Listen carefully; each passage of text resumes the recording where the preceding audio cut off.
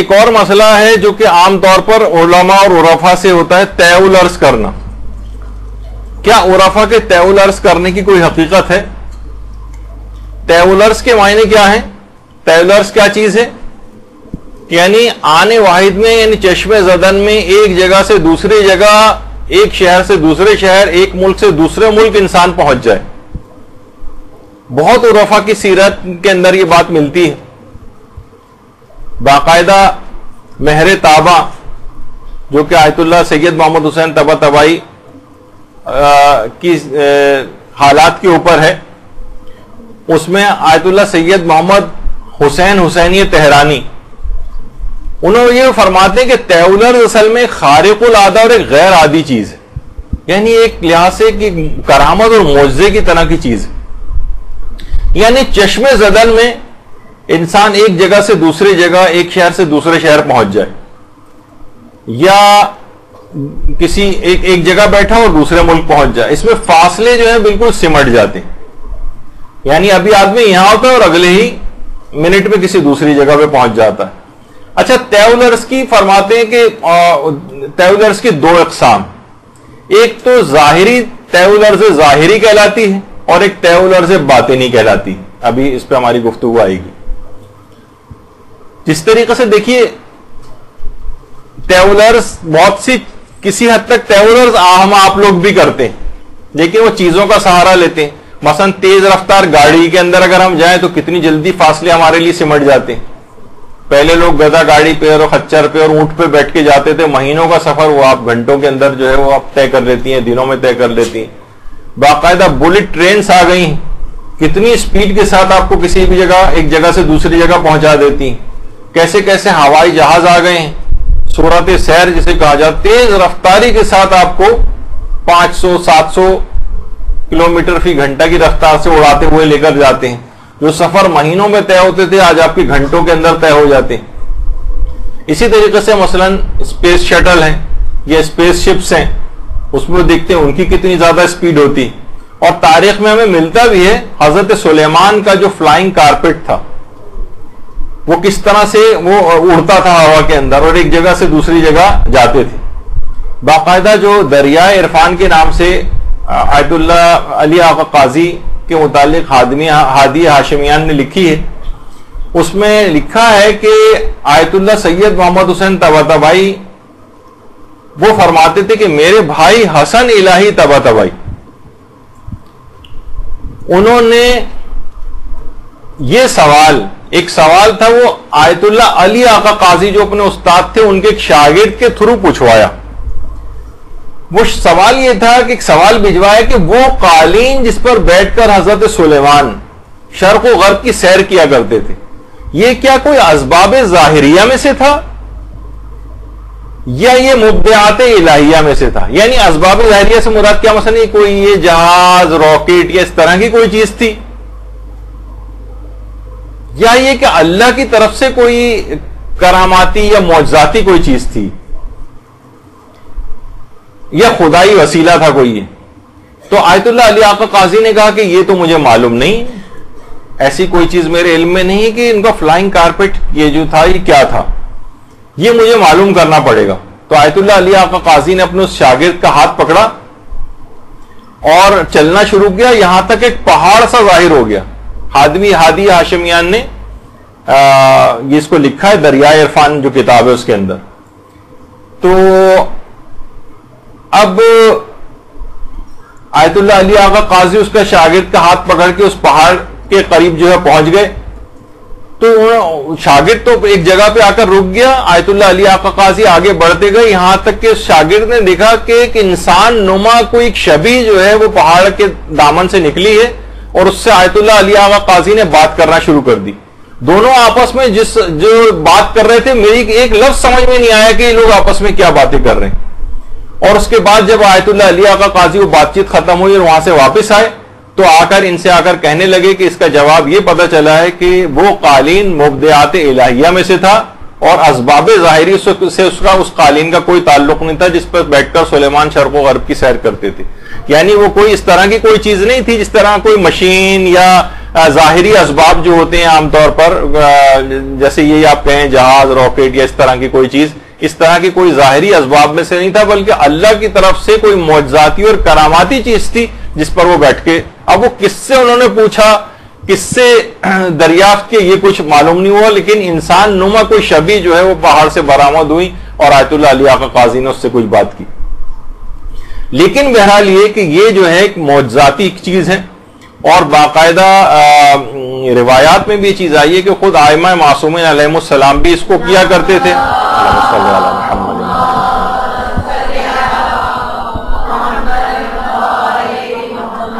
اور چوتھے امام زین العابدین علیہ الصلوۃ والسلام،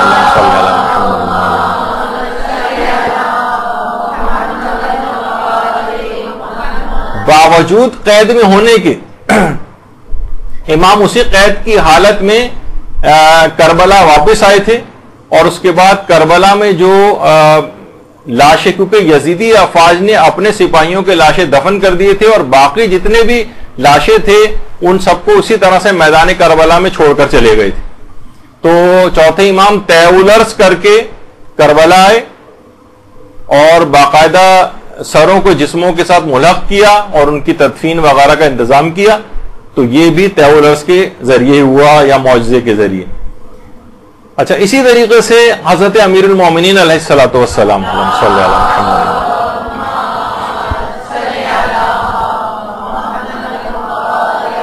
حضرت سلمان فارسی کی تدفین کے لیے امیر المومنین کوفہ میں تھے، اور وہاں سے تیولرز کر کے مدائن آئے اور مدائن میں تدفین کی، اور مدائن میں آج بھی سلمان فارسی کا بہت پرشکو قسم کا جو ہے ان کی قبر مبارک جو ہے وہ بن چکی ہے، اور اس میں وہ مقام بھی ہے کہ جہاں پر امیر المومنین نے ان کی نماز جنازہ پڑھی تھی حضرت سلمان فارسی، تو وہ بھی تیولرز کے ذریعے ہی اس طرح سے آئے تھے۔ اچھا، اسی طرح سے کتابوں کے اندر شیخ مفید نے بھی لکھا، اور کتابوں میں بھی ہے امام محمد تقی علیہ الصلوۃ والسلام کا تیولرز۔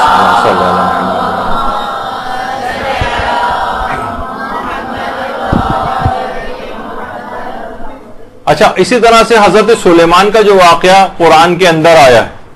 اس کے اندر بھی یہ کہ وہ تھا کہ تخت بلقیس کے متعلق جو ایک عفریت جو کہ جنوں میں سے تھا، اس نے کیا کہا تھا کہ اس سے پہلے کہ آپ اپنی جگہ سے اٹھیں میں تخت بلقیس کو یہاں پر لے آؤں گا، یعنی اتنی جلدی ایک دوسرے جگہ سے ایک دوسرے جو ملک سبا کی ملکہ کو کس طرح سے وہ اتنی جلدی، یہ تیولرزی تو ہے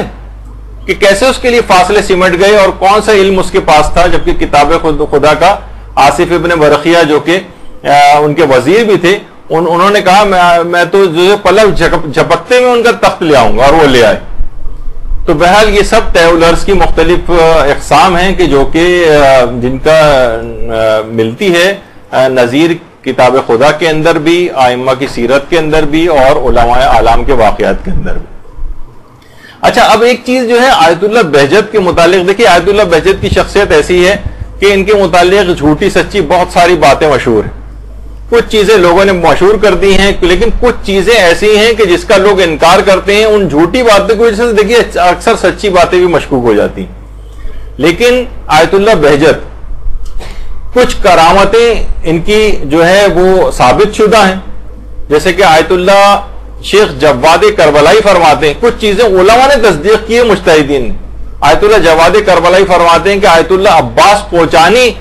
نے ایک دفعہ خود آیت اللہ بہجت سے پوچھا تھا کوئی اپنی ایسی کرامت آپ بتائیں جو ہم آپ کیونکہ ہر چیز کو منع کر دیتے ہیں، کوئی کرامت نہ بتائی جائے، تو آیت اللہ بہجت نے آیت اللہ عباس کوچانی سے کہا تھا کہ ایک چیز ایسی ہے کہ یہ تم بتا سکتے ہو لوگوں کو، اور وہ یہ کہ جس طرح میں آگے دیکھ سکتا ہوں اسی طرح پیچھے بھی دیکھ سکتا ہوں۔ آیت اللہ شیخ جواد کربلائی نے آیت اللہ عباس کوچانی کا یہ قول جو ہے وہ نقل کیا ہے۔ اچھا، اسی طریقے سے تیولرز کے متعلق یہ بھی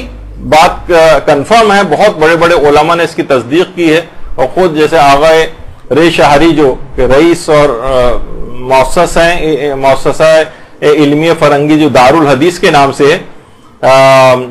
اس کے رئیس ہیں یہ، اور نمائندہ ولی فقی امور حج بھی ہیں،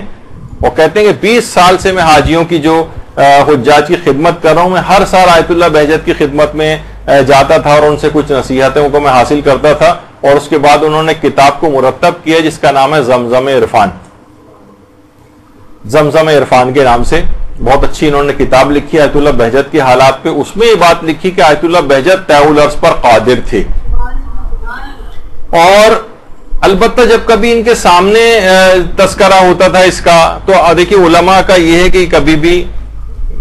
واضح طور پر اس کا اس طرح سے اقرار نہیں کرتے، یا تو توریہ کر لیتے ہیں یا ٹال جاتے ہیں بات کو. ایک دفعہ کسی نے ان سے پوچھا بھی تھا کیا آپ طیع العرض پہ قادر ہیں، کیا آپ طیع العرض کر لیتے ہیں؟ اچھا آیت اللہ بہجت کہتے کہ میں طیع العرض پہ قادر نہیں ہوں، جبکہ اگر وہ قادر تھے اور جیسے کہ ثابت بھی ہوتا ہے تو یہ جھوٹ ہو جاتا. اور اگر وہ کہتے کہ نہیں میں، یعنی اگر کہتے میں قادر نہیں ہوں تو جھوٹ ہو جاتا، اور کہتے قادر ہوں تو بہرحال ایک خود ستائی اور اس کے اندر بات چلی جاتی. تو انہوں نے ایک، اور اس راز سے بھی پردہ اڑ جاتا، لیکن انہوں نے ایک ظریف جواب دیا. کہا جب ہم نجف میں ہوتے تھے تو وہاں کے سبزی فروش بھی طیع العرض کیا کرتے تھے. یعنی اس طرح کا انہوں نے جواب دیا. تو باقاعدہ ایک واقعہ تو ان کی آفیشیل جو ویب سائٹ ہے behjat.ir، اس کے اوپر بھی ایک طالب علم تھا، وہ گیلان سے آیا، تو ان سے پوچھا کہ تم کیا وہاں پر حوزہ علمیہ ہے؟ تو اس نے کہا کہ وہاں پر تو گیلان میں تو حوزہ علمیہ نہیں ہے، لیکن میں کچھ دوسرے شہروں میں جاتا ہوں، ایک روت سر ہے اور ایک رام سر ہے، 2 شہر ہیں. اور انہوں نے پوچھا کہ کتنے دور ہیں؟ کہا دونوں شہروں میں 70 کلومیٹر کا فاصلہ ہے. تو کہا کتنے دن جاتے ہو؟ کہا ہفتے میں 5 دن تو مجھے جانا پڑتا ہے. تو آیت اللہ بہجت نے اس طالب علم سے کہا کہ تم عام طریقے سے جاتے ہو یا طیع العرض کرتے ہو؟ وہ حیران ہو گیا کہ آغا آپ نے تو ہمیں ایسی کوئی چیز اب تک سکھائی نہیں. تو اس پر آیت اللہ بہجت کافی دیر تک ہنسے اور اس کے بعد پھر وہاں سے اٹھ کر چلے گئے. تو اس طالب علم نے جا کر، جو ان کے سینئر طالب علم تھے، جو ان کے شاگرد تھے، ان سے جا کر پوچھا کہ بھائی آیت اللہ بہجت ہنسے کیوں آخر اس بات پہ؟ تو انہوں نے کہا کہ آیت اللہ بہجت کا مقصد یہ تھا کہ اگر تم یہ طیع العرض کی صلاحیت حاصل کر لیتے، اس علم کو حاصل کر لیتے، تو تمہارے لیے سفر کتنا آسان ہو جاتا ہے کہ روزانہ 2 شہروں میں 70 کلومیٹر کا سفر کر کے جا رہے ہو، تم اس علم کو حاصل کر کے کتنا فائدہ اٹھا سکتے تھے. اچھا امام خمینی بھی ایک دفعہ ان سے بھی پوچھا گیا کہ کچھ جگہوں کے پر ملتا ہے، تو امام خمینی کہتے تھے کہ اس کے لیے روح کا قوی ہونا بہت ضروری ہے، میں اپنی روح کو اتنی قوی نہیں کر پاتا کہ میں طیع العرض کر سکوں. تو بہرحال یہ لیکن ایک اور جو عرفاء میں سے آیت اللہ بہجت کے علاوہ آیت اللہ کوہستانی، آیت اللہ کوہستانی تہران میں ان کی جو ہے وہ قبر مبارک کے شاہ عبدالعظیم کے روضے کے اندر، وہاں کوئی جائے تو آیت اللہ کوہستانی کی قبر پہ بھی اس کو ضرور جانا چاہیے. کتاب جو ایک لکھی گئی ہے ان کی حالات پہ برق اللہ پارسائی، اس میں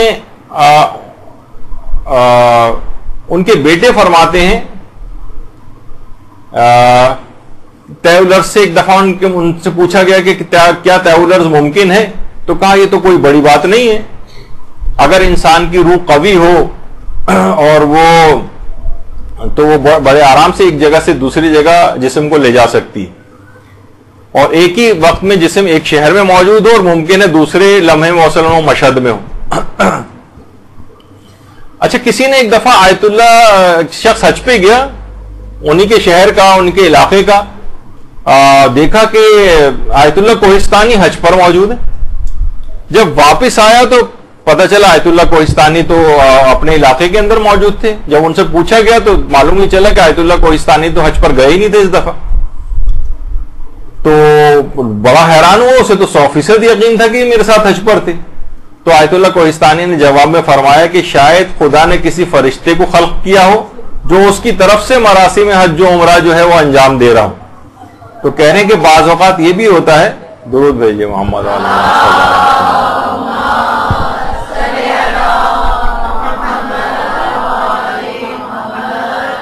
بعض اوقات انسان خواہش رکھتا ہے لیکن پروردگار عالم مثلا کسی فرشتے کو خلق کرتا ہے کہ کسی عالم کی نماز جنازہ میں وہ نہیں پہنچ سکتا تو اس کی طرف سے فرشتہ جا کر وہ نماز جنازہ اٹینڈ کر لیتا ہے. تو کہا کہ خدا کے نیک اور بندوں کے لیے کوئی بڑی بات نہیں. تو ان سے سوال پوچھا گیا کہ کیا آپ کے پاس کوئی اسم اعظم ہے جس سے آپ طیع العرض کرتے ہیں؟ تو آیت اللہ کوہستانی مسکرائے تھے اور کہا تھا کہ لوگوں کی بڑی عنایت ہے کہ وہ میرے متعلق اس قسم کی بات کہتے ہیں، لیکن یہ کہ کوئی اگر واقعتاً بندہ خدا ہو، کہنے لگے کہ کسی کے بندہ خدا باشد لازم نیست اس میں اعظم داشتہ باشد، ضروری نہیں کہ اس کے پاس اس میں اعظم ہی ہو، جہاں وہ چاہے چشم زدن میں پہنچ سکتا ہے اگر وہ واقعی خدا کا بندہ ہے، تو ضروری نہیں کہ اس میں اعظم رکھتا ہو۔ تو اچھا، آیت اللہ بہجت کی ایک اور تصدیق کہ وہ تیولرز کرتے تھے، باقاعدہ حجت الاسلام ابراہیم قرنی ایک عالم گزرے ہیں، وہ کہتے ہیں کہ 1349 ہجری میں جب وہ قوم آئے تھے، اپنے والد آیت اللہ شیخ علی قرنی ان کے ساتھ قوم آئے تھے معصوم قوم کی زیارت کے لیے، آیت اللہ شیخ علی قرنی، اللہم صلی علی محمد و علی محمد۔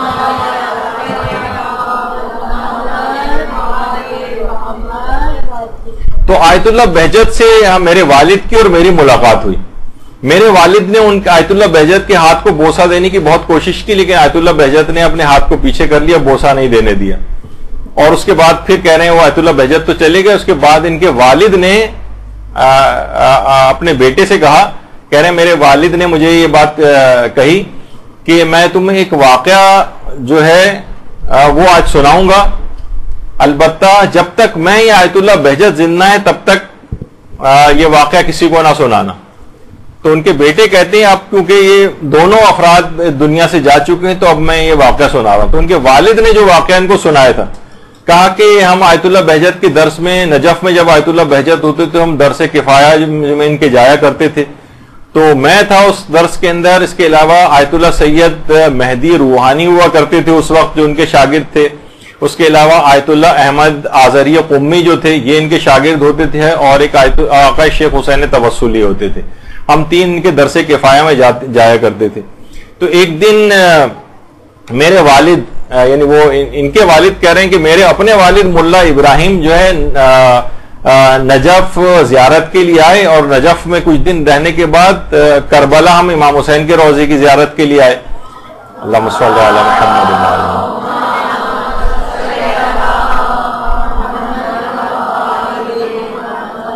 کہہ رہے ہیں کہ ایک رات ہم حرم امام حسین میں مشغول عبادت تھے، تو اچانک سے مجھے ایک بات یاد آ گئی جس سے میں سخت پریشان ہو گیا، کیونکہ میں نے عہد کیا تھا کہ میں تو نجف میں ہوتا تھا، میں نے عہد کیا تھا کہ میں 40 شب بدھ مسجد سہلا جا کر عبادت کروں گا، نظر کی ہوئی تھی، اور 32 شب بدھ میں گزار چکا تھا، اور اب مجھے یاد آ رہا ہے کہ ارے مجھے تو آج مسجد سہلا میں ہونا چاہیے تھا، میں تو یہاں کربلا آ گیا ہوں۔ اب وہاں سے اس زمانے کے جو حالات تھے اس میں اتنی جلدی واپس جانا بھی ممکن نہیں تھا،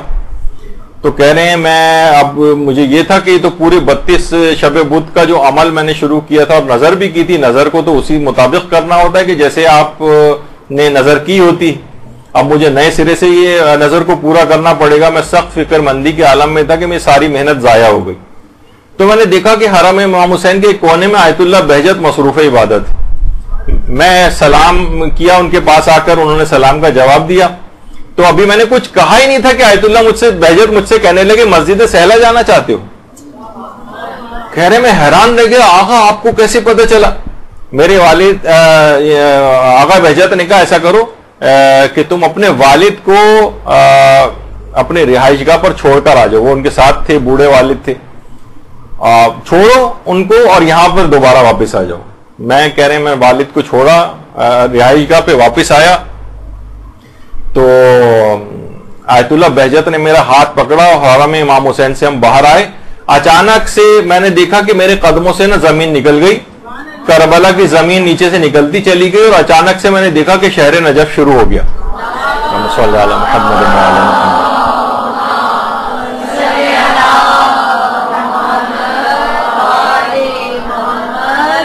اور ہم نجف کے پچھلے حصے سے داخل نجف ہو رہے تھے، یہاں تک کہ نجف جو ہے وہ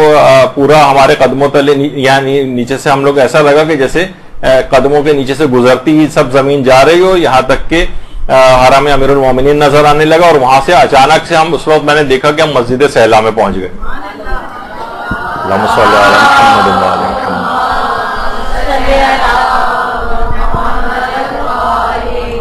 اب کہہ رہے ہیں کہ ہم نے مسجد سہلا میں آئے تو وہاں پر تحیت المسجد کی جو ہے نماز پڑھی، نماز امام زمانہ پڑھی، جو میں نے اعمال انجام دینے تھے وہ انجام دیے،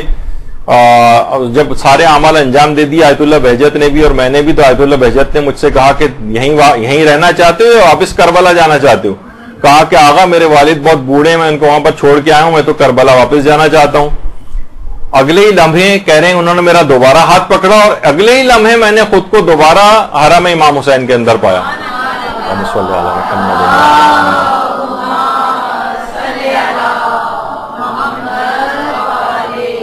جب حرم امام حسین میں پہنچ گئے تو آیت اللہ بہجت نے باقاعدہ مجھ سے وعدہ لیا کہ جب تک میں زندہ ہوں میں راضی نہیں ہوں کہ اس واقعے کو کسی اور کو بتاؤں. تو بہرحال یہ تمام چیزیں ایسی ہیں کہ بڑے بڑے علماء نے پوری تفصیل اس کی بتائی ہوئی اور تقریباً یہ بات یقینی کہ آیت اللہ بہجت اس پر قادر تھے اور کوئی ایسی بڑی بات نہیں ہے یہ. البتہ جب بھی اچھا یہ کچھ چیزیں ایسی ہیں جو کیمیا کہلاتی ہیں. کیمیا بعض اوقات کو کہتے ہیں سونا بنانے کا فن, یعنی اس قسم کے بہت سی طاقتیں جس کے اندر ہاتھ میں آ جاتی ہیں انسان کے, کیمیا اسے کہا جاتا ہے. کیمسٹری مراد نہیں اس سے, یعنی کچھ خاص طاقتیں. آیت اللہ بہجت سے جب کوئی شخص پوچھتا تھا کہ آپ کے پاس کوئی کیمیا ہے کیا, تو آیت اللہ بہجت کہتے تھے کیمیا کیا چیز ہے, میرے پاس تو اس سے بھی بڑی چیز ہے. لوگ پوچھتے وہ کیا, کہتے تھے محبت خدا. محبت خدا, کیمیا وغیرہ کی کیا حقیقت ہے اس کے آگے کہ انسان شعبدے بازیاں اور اس طرح کی چیزیں لوگوں کو بتاتا اور دکھاتا پھرے, اس چیز کو اتنا پسند نہیں فرماتے تھے. جب بھی کچھ چیزوں کا اظہار ہوا بھی تو انہوں نے منع کر دیا کہ میرے مرنے تک کسی کو بھی یہ بات پتہ نہ چلے. تو یہی وجہ ہے کہ خود کچھ اور علماء بھی ہیں, مثلا آیت اللہ صدیقی فرماتے ہیں, باقاعدہ ان کا ایک کلپ انٹرنیٹ پہ موجود ہے, میں نے خود ابھی چند دن پہلے اس کو سنا بھی ہے. آیت اللہ سید محمد مہدی بحر العلوم کے متعلق انہوں نے بات بتائی ہے کہ یمنی شخص باقاعدہ ان کے پاس آیا اور یمن کے متعلق سوالات کیے اس نے, تو کہہ رہے ہیں وہ حیران دے کے اس طرح سے جوابات دے رہے تھے جیسے پیدا ہی یمن میں ہوں اور پوری زندگی یمن میں گزاری. اچھا جب اس نے پوچھا کہ آغا یہ کیسے آپ جواب دینے, کہنے لگے میں آج تک ایک مرتبہ بھی یمن نہیں گیا ہوں, لیکن میں چاہوں تو کرۂ ارض کا ایک ایک گوشہ تمہیں دکھا سکتا ہوں. آیت اللہ سید محمد مہدی بحر العلوم. تو اچھا یہ علوم کیسے لوگوں نے حاصل کی, خود یہ طے الارض کے متعلق ہی. تو آیت اللہ مرزا محمد علی شاہ آبادی جو امام خمینی کے بھی عرفانیت کے استاد تھے, اور باقاعدہ کتابوں میں ملتا ہے کہ وہ فرماتے تھے کہ جو بھی اپنے افکار و خطورات کو کنٹرول میں لے آئے وہ طے الارض کر سکتا ہے. دیکھیے بہت سی چیزیں ایسی ہیں جیسے کوئی علم اس کا باقاعدہ حاصل کر لے, جیسے پائلٹ کا کوئی علم حاصل کر لے تو کتنا بڑا جہاز اڑا سکتا ہے اور دوسری جگہ پہ پہنچ جاتا ہے وہ. تو اسی طرح سے اس کا بھی کچھ طریقہ کار. تو اچھا جب یہ آیت اللہ علی شاہ آبادی جو تھے, محمد علی شاہ آبادی, یہ اپنے طالب علموں کو بتا رہے تھے کہ کوئی شخص چاہے تو اپنے نفس کی جو اس کو اگر کنٹرول میں کر لے تو وہ طے الارض اسے نصیب ہو جاتی. اچھا کہتے تھے کہ جو شاگرد تھے ان کے وہ سب آپس میں چیمہ گوئیاں کرنے لگے کہ ہم لوگ بھی تو گناہوں سے اپنے آپ کو بچاتے ہیں, ہم سب کے اندر بھی بہت سے مقدس افراد موجود ہیں, تو کیا ہم میں یہ صلاحیت ہے کہ طے الارض کر سکیں. سب ایک دوسرے سے پوچھ رہے تھے, سب نے منع کیا کہ نہیں ہم میں تو یہ صلاحیت نہیں. تو شاگردوں نے پھر آیت اللہ علی شاہ آبادی سے پوچھا, محمد علی شاہ آبادی سے, کہا کہ آغا ہم میں سے تو کسی کے پاس بھی یہ والی صلاحیت نہیں, ہم نے سب نے ایک دوسرے سے پوچھا ہے, تو آپ یہ بتائیے کہ کیا آپ کے اندر یہ صلاحیت ہے. ظاہر ہے آپ طے الارض بتا رہے ہیں کہ کوئی شخص اپنے خطورات نفس کو کنٹرول کر لے تو وہ طے الارض کر سکتا ہے, تو ہم میں تو نہیں, لیکن کیا آپ میں یہ صلاحیت ہے. تو اس پہ جواب میں انہوں نے مثنوی مولانا روم کا ایک شعر پڑھا, ہر کے راہ اسرار حق آموختن مہر کردن و دہانش دوختن. کہہ رہے ہیں کہ جس کو اللہ کے اسرار حاصل ہو جاتے ہیں ان کی زبانوں پر مہر لگ جاتی ہے اور وہ سکوت اختیار کر لیتے ہیں. یہ شعر پڑھا انہوں نے. یعنی علماء کبھی واضح طور پر یا ٹال جاتے ہیں یا براہ راست اس طرح سے جواب نہیں دیتے, لیکن ممکن ہے, اس کی ایک وجہ یہ بھی ہے کہ اگر وہ اس کا اظہار کریں تو ممکن ہے کہ ان کے ہاتھ سے یہ طاقتیں چھین لی جاتی, بلکہ زیادہ تر اوقات میں یہ طاقتیں ان کے ہاتھ سے چھین لی جاتی, حاصل ہوتی ہیں لیکن ان کا استعمال نہیں کرتے, چھن جاتی ہیں, تاکہ ایسا نہ ہو کہ کہیں وہ غرور و تکبر عجوب وغیرہ کے اندر مبتلا ہو جائیں یا دنیا پرستی کا شکار نہ ہو جائیں, تو ایک بہت بڑی ان سے ہاتھ سے ان کی چیز نکل جائے گی, یعنی حب نفس کا وہ شکار ہو جائیں گے اور جو نفسانی اپنے نفس کے اوپر جو قابو انہوں نے پایا وہ ہاتھ سے نکل جائے گا. تو آیت اللہ حسن زادہ عاملی انہوں نے اپنی کتاب انسان در عرفان جو ہے یعنی جو ان کے متعلق لکھی گئی ہے جو انہوں نے لکھی ہے اور ارمغان انسان میں انہوں نے یہی بات لکھی ہے آیت اللہ حسن زادہ عاملی نے کہ انسان اگر اپنے اعضاء و جوارح حد تک کہ اپنے فکر تک کو کنٹرول کر لے فکر کو اور اس میں سے افکار باطلہ کو نکال دے اور جو غیر درست قسم کے افعال یا خیالات اس کے دماغ میں آتے ہیں اس پر اگر کنٹرول کر لے اور نیک صفات سے اپنے آپ کو مزین کر لے تو وہ صاحب اسم اعظم ہو جاتا ہے اور اس کے اپنے معیار کے مطابق ولایت تکوینی اس کو حاصل ہو جاتی ہے. یعنی وہ کائنات پر اپنے معیار کے مطابق تصرف بھی کر سکتا ہے. ایک جگہ سے دوسری جگہ جانا یہ کوئی اس کے لیے بڑی بات نہیں ہوتی. تو بہرحال یہ ہے کہ اس کے اندر یہ والی صلاحیت اللہ کی طرف سے اس کو کچھ صلاحیتیں عطا ہو جاتی ہیں. یہاں تو لوگ ائمہ کی ولایت تکوینی کے متعلق شکوک و شبہات کا اظہار کرتے ہیں کہ کائنات پہ ان کو کوئی گویا کوئی تصرف ہی نہیں ہے. ویسے کہتے ہیں کہ مثلا امیر المومنین کا لقب ید اللہ ہے لیکن مثلا ایسا ہاتھ ان کو تسلیم کر رہے ہیں جو ہاتھ کچھ کر ہی نہیں سکتا. یعنی ان کا جو اپنا نظریہ ہے اگر کسی کے پاس ولایت تکوینی تو اللہ کے اس ہاتھ کا کرنا کیا ہے جو کہ اتنا بے اختیار ہاتھ ہو کہ وہ کچھ کر ہی نہ سکتا ہو. تو بہرحال یہ کہ ائمہ کی ولایت تکوینی بھی لوگ سوال اٹھاتے ہیں. آیت اللہ حسن زادہ عاملی کہتے ہیں کہ وہ تو اگر ان چیزوں کو حاصل کر لے تو خود اس کے اندر صاحب اسم اعظم ہو جاتا ہے اور ولایت تکوینی اپنے معیار اور درجے کے مطابق اس کے پاس آ جاتی ہے اور کائنات میں تصرف کرنے لگتا ہے. تو یہ باتیں تو بہت چھوٹی. یہ بات آیت اللہ بہجت نے بھی بتائی کہ بعض اوقات علماء دیکھیے بتاتے نہیں کہ ہم نے کیا ہے کس کا بات ہے. تو کہتے ہیں کہ ایک شخص ہے اس نے حرام امام رضا علیہ الصلوۃ والسلام میں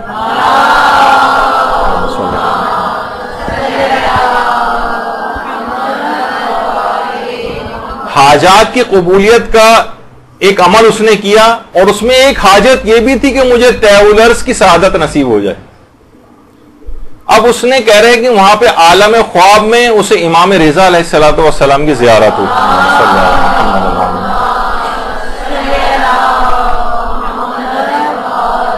امام نے اس سے فرمایا کہ تم جتنی بھی خواہشات مجھ سے رکھتے ہو جو تم دعائیں لے کر آئے ہو جس میں یہ طیولرز کی دعا بھی ہے یہ سب کی سب تقوی میں موجود ہے.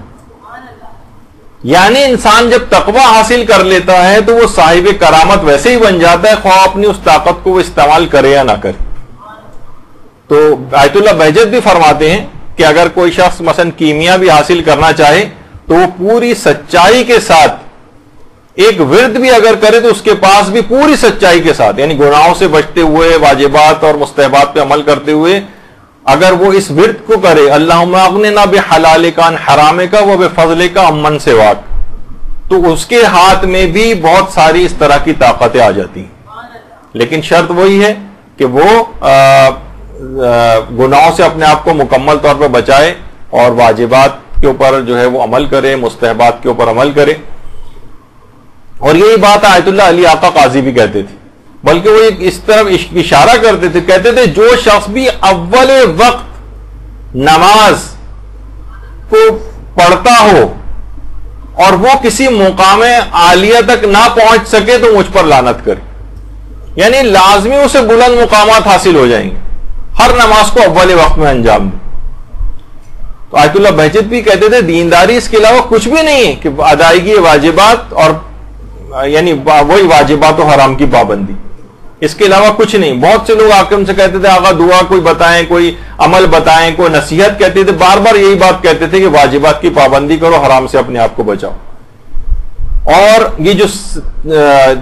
طیولرز ہے نا کہتے تھے کوئی اول وقت نماز کا جو یہ مسلح اسی سے طیولرز حاصل ہو جاتی یعنی اول وقت میں جو آپ نماز پڑھ رہے ہیں یہ سیر و سلوک کا ایک فلائنگ کارپیٹ جو ہے وہ بن جائے گی. کتنے ایسے افراد ہیں جو زخمی بھی ہوتے ہیں لیکن اول وقت نماز کے اتنے پابند ہیں کہ مثلا میدان جنگ بھی ہے تو وہاں پر بھی اول وقت نماز کے پابند. تو یہی چیز ان کے لیے ایک لحاظ سے یہ نماز کو جو معراج مومن کہا گیا یہ اسی طرح سے طیولرز کر کے بلندیوں پہ لے جاتی. آیت اللہ علی آقا قاضی سے جب پوچھا جاتا تھا کہ طیولرز کیسے کریں تو وہ فرماتے تھے کہ سورہ طٰہٰ کی ابتدائی جو 6 آیات ہیں اس میں طیب العرض کا پورا دستور العمل، ابتدائی 6 آیات. اور یہ بات آیت اللہ سید محمد حسینی تہرانی نے اپنی جو کتابیں اس سلسلے میں لکھی ہیں، اور دریائے عرفان میں ہادی ہاشمیان نے بھی لکھا ہے کہ آیت اللہ علیہ کا قاضی سورہ طٰہٰ کی ابتدائی 6 آیات کو بتاتے تھے دستور العمل کے طور پر. اچھا یہ تو تھا، ابھی آپ نے سنا کہ طیب العرض ظاہری. اچھا اب ایک ہوتا ہے طیب العرض باطنی. آیت اللہ جوادی عاملی نے باقاعدہ جو کچھ تقاریر کی ہیں جو کتاب علم عرفانی در پرتو علم واہیانی کے اندر شائع ہوئی، فرماتے ہیں کہ طیب العرض باطنی جو ہے نا، یعنی باطنی طور پر جو انسان طیب العرض کرتا ہے وہ ذکر دائمی سے حاصل ہوتی، یعنی گناہوں سے بچنے کو جب وہ انسان مکمل طور پر گناہوں سے بچ رہا ہوتا ہے نا، تو ایسے ہی جیسے وہ دائمی طور پر ذکر خدا کر رہا ہو. دیکھیں زبانی طور پر ذکر خدا جب تک وہ متوجہ ذکر خدا کر رہا ہے تب تک وہ ذکر خدا ہے. ایک ہوتا ہے دائمی ذکر خدا، یعنی گناہوں سے مسلسل بچنا، ایسے ہی جیسے ہر وقت آپ ذکر خدا کر رہے ہیں. تو وہ کہتے تھے کہ جب بھی کبھی انسان سے کوئی گناہ ہو جائے تو وہ فوراً کوئی نیک کام اس کے بعد کر لے تاکہ اس برائی کا فوری طور پر جبران ہو جائے. یعنی آپ سے ابھی غیبت ہوئی ہے، فوراً کوئی ذکر دماغ میں آ گیا اور یہ تو مجھ سے غیبت ہو گئی، فوراً کوئی ذکر خدا زبان پہ جاری کر دیں، کوئی سورہ پڑھ لیں، کوئی بھی نیک کام کر لیں تاکہ اس کا جبران ہو جائے. تو اور یہ بھی فرمایا کہ ہمارے 5ویں امام محمد باقر علیہ السلام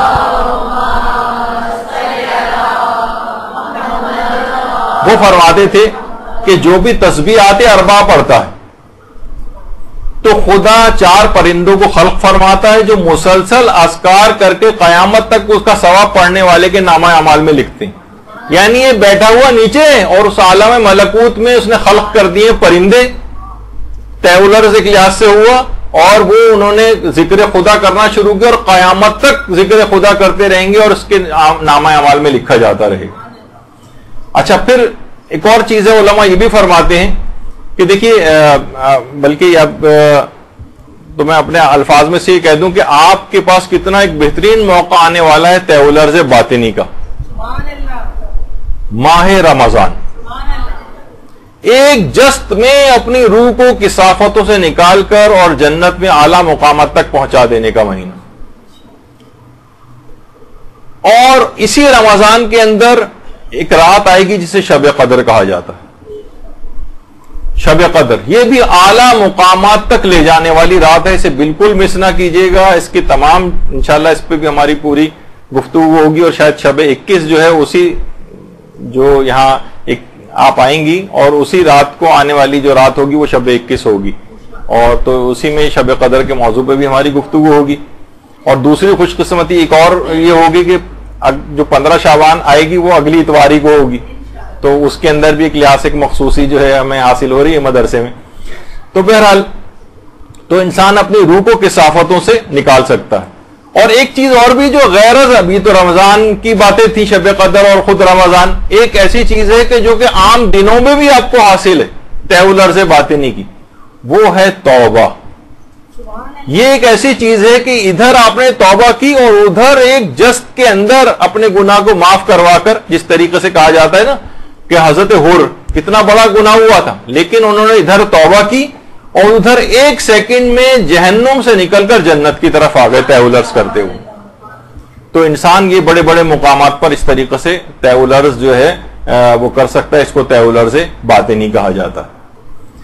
برحمتك يا أرحم الراحمين وصلى الله على محمد وآله الطاهرين.